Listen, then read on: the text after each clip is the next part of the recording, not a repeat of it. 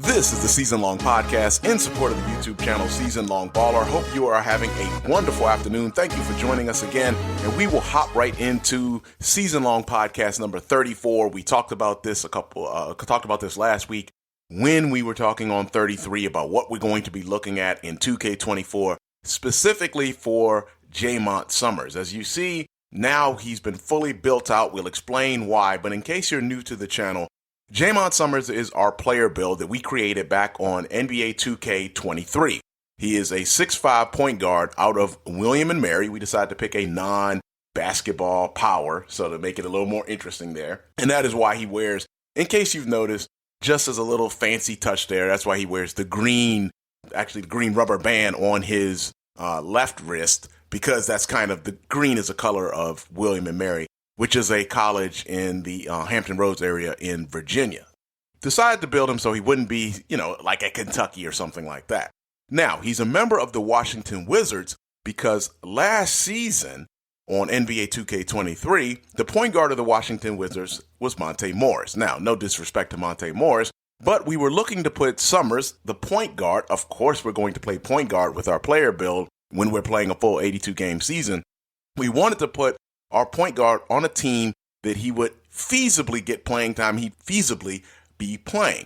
Now, he's not going to take over, say, the Phoenix Suns over Chris Paul, or obviously he's not going to displace Steph Curry with the Golden State Warriors, and we didn't want to put him in place of a young point guard like, say, a LaMelo Ball with the Charlotte Hornets. So because of that, we had to find a team that kind of fit the bill, and one of those was the Washington Wizards, who kind of had Monte Morris as kind of a stopgap, you could say. And Morris now is in Detroit. He's left the Wizards, so he's not even on the Wizards in NBA 2K24. And as I mentioned last week, that's not obviously going to get the pub that Kristaps Porzingis leaving or being traded, and of course Bradley Beal being traded in their respective deals to the Boston Celtics and the Phoenix Suns, respectively. So that's how Jaymont Summerz ended up on the Washington Wizards. This season on NBA 2K24, taking a look at that again, who is the Wizards point guard? Tyus Jones, acquired from the Memphis Grizzlies, former backup to Ja Morant. He wanted a starting role. He will have that in the real NBA, of course, with the Wizards. But for us, he is not a better player than Jaymont Summerz, and Summerz had his way with him in the NBA Finals last season, as you may recall. Summerz and the Wizards defeated the Grizzlies 4-1 to get the chip. With all of that being said, Jaymont Summerz is again going to be the starting point guard for the Washington Wizards. And as you can see here, his overall rating of 84 is better than anyone on the Wizards currently on 2K24. Kuzma is second with 83, and Jordan Poole, acquired during the offseason as well, is an 82. I thought Poole was going to be a little bit higher, but he is only an 82. So how did we get here? So the first thing is, again, if you're new to the channel, last season in what would be Jaymont Summerz' draft class, Chet Holmgren was one of the draft picks. As you know, he's in the draft class with Paolo Banchero was the number 1 pick. Chet Holmgren, of course, in real life did not play due to an injury suffered in the offseason, and he missed the entire season, unfortunately. But in our simulation, he did play.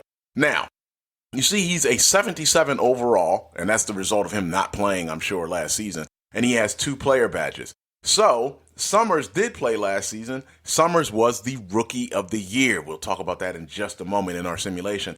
But, as you see, Chet Holmgren, who was picked in the class last year, you see he's a 77 overall. Jabari Smith Jr., picked by the Houston Rockets, a 79 overall. He has no player badges yet.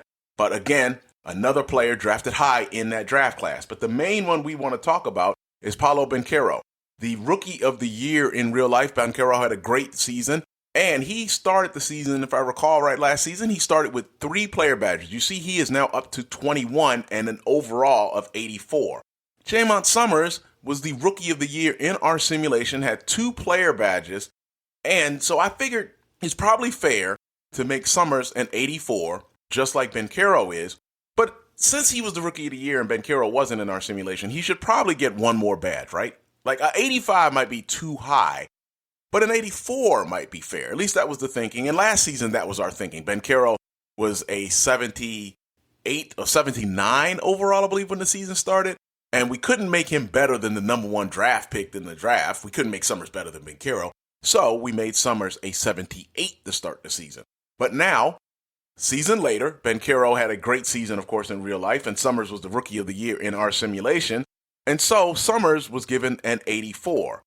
Here's the other interesting thing. We played off in NBA 2K23. We went ahead and played through the offseason, and we wanted to see what the computer would actually give us. And it turns out the computer was actually thinking close to what we were thinking.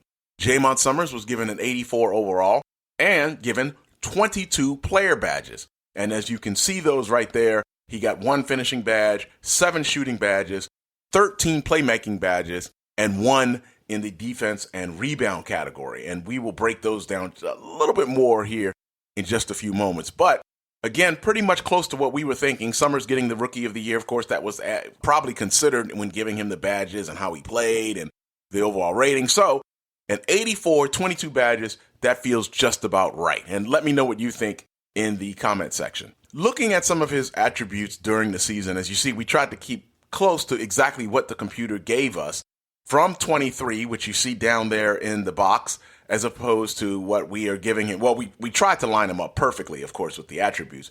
And as you see, this is what he had or was given by the computer in NBA 2K23 down there in the picture-in-picture there. And then we matched that on NBA 2K24. So you can see the interior defense, the block, steal, all of that was aligned with what we got from the computer. Now, as for the badges, again, the total being 22, and that is what we got from NBA 2K23. So we went to 24 to try to match these badges up. And of course, it was hard to do a 1-for-1 in a lot of cases because some badges that NBA 2K23 gave Summerz did not translate over in NBA 2K24. So here's what we did come up with. He got a bronze in the catch and shoot, a bronze in comeback kid, a bronze in corner specialist, Deadeye, which was not one. That was one I think that we had to move from another category because they did not have an equivalent of something from 23 to 24. And you will see a few of those. There are about 7 of those that did not translate. Among those, Bully, for example, did not translate from 23 to 24. Bully didn't come over. So we did take Bulldozer, for example, for 24. Guard up, also a bronze. Limitless range. Now, you'll notice that Limitless range is a silver with Jaymont Summerz now because that was one of the 2 badges he had last season along with Dimer. He had a bronze in Dimer and Limitless range, and now he has a silver in Limitless range, and he will have, spoiler alert, a silver in Dimer as well. Space Creator, a bronze there. Ankle Breaker, a bronze as well. Bailout, another bronze. And there you see the silver for Dimer that we just mentioned. Handles for Days, Hyperdrive, Killer Combos, Needle Threader, Special Delivery, which is another one instead of Floor General, which I know had been in some of the previous iterations of NBA 2K, but Floor General did not come over, so we moved over to Special Delivery in this particular case for NBA 2K24. Unpluckable, Blow By, and again, these are all bronzes. As I mentioned, the only silvers were Dimer and a Limitless range. Physical Handles, Pogo Stick, which actually was on NBA 2K23, so that one came over.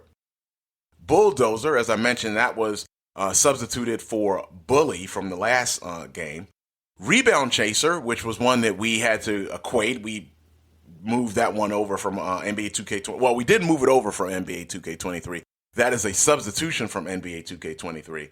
And finally, Giant Slayer, which was what we substituted for Mismatch. What was that called? Mismatch. Well, it's the Mismatch Master. I think that's the name of that badge on NBA 2K23.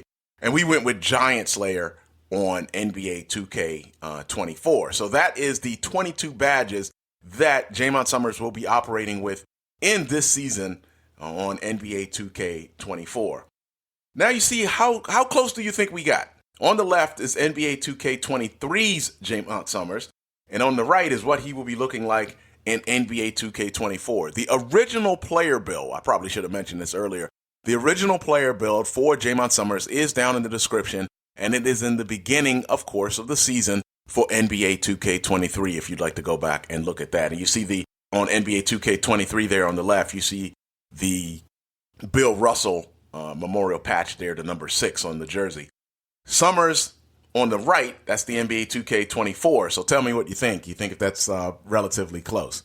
Now, taking a quick look at how our season will begin. Remember, starting the season again on October 25th, when we will be facing, just like we did last season, the Indiana Pacers. We will follow that up with the Memphis Grizzlies, the team we defeated in the NBA Finals 4-1. We will see what happens with Ja Morant. Still trying to figure out how I can possibly not have him play in that game. Not sure how that will happen yet. And don't forget, that's the ring night for us with the Wizards after we won the chip. So taking a quick look at what we've got, we'll probably do another podcast or two before the season starts. Remember, again, as I mentioned, October 25th is when the season will be kicking off against the Indiana Pacers in Indiana. We're going to try to do a live stream here in the next week or two. Keep it locked to our community. We will, at some point there, announce when we will try to do a live stream, probably just practicing, scrimmaging, and talking NBA. And then the season, we'll have some more details coming up soon. But remember, the season, again, kicking off on October 25th. Thank you for joining us for another edition of the Season Long Podcast, number 34, the Jaymont Summerz edition. Again, October 25th is the big date. I hope you have a wonderful rest of your day. Thank you for joining us. This is Season Long Baller. Peace.